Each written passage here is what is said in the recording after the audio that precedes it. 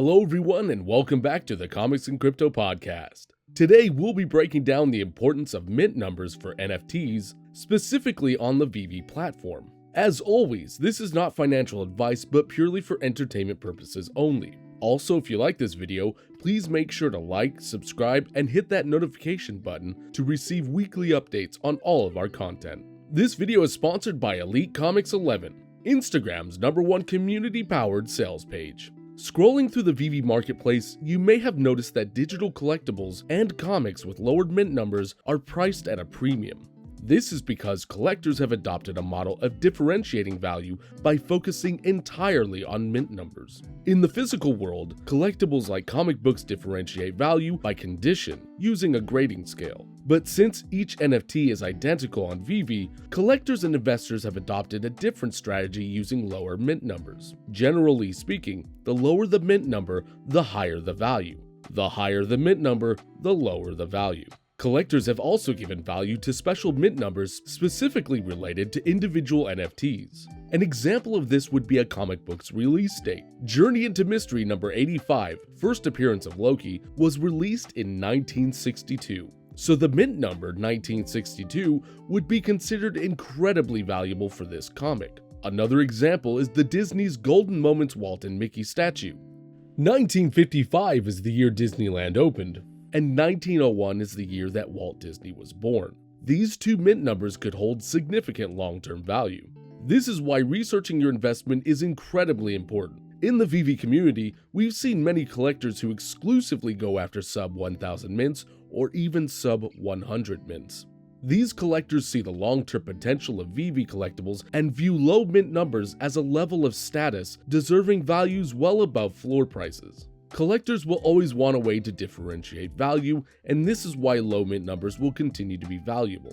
We've actually developed a system for assessing value for digital comics based on mint numbers. This percentage-based system involves lining up mint numbers of digital comics with the physical comic grading scale. For example, if a digital comic's mint number is within the top 20% of the book's total edition size, then this would be equivalent to an 8.0 graded physical book. If a digital comic is within the top 2% of total mint numbers, then it would be equivalent to a 9.8 graded physical book. To illustrate, let's use Marvel Comics #1 as an example. The rarity is common and its mint number is 1001. Marvel Comics #1 has 60,000 total editions. The 9.8 graded equivalent would be anything lower than mint 1200 or 2% of 60,000. So despite this book not being a sub 1000, it would still fit into the model as being a 9.8 grade equivalent, making the comic extremely valuable. Additionally, the comic would likely be even more valuable based on the rarity of the variant. Marvel and VeVe made a brilliant decision to randomize edition mint numbers across all digital comic variants. This creates value opportunities for all rarities, not just secret rares. It's conceivable that commons with extremely low mint numbers could be more valuable than high mint ultra rares, and possibly even secret rares. In the near future, we envision an analytics platform very similar to GoCollect that will provide estimated fair market values for specific mint numbers and variants based on past sales. Something like this will be possible once VeVe is on Immutable X, when past sales will be made public. Even though this system was created for comics, we anticipate a similar strategy of mint numbers being applied to all digital collectibles. However, lower mint numbers will be more impactful for collectibles with higher total edition sizes. Let's say you have two collectibles, both with a mint number of 150. One collectible has 32,000 total editions, and the other has only 1,000 total editions.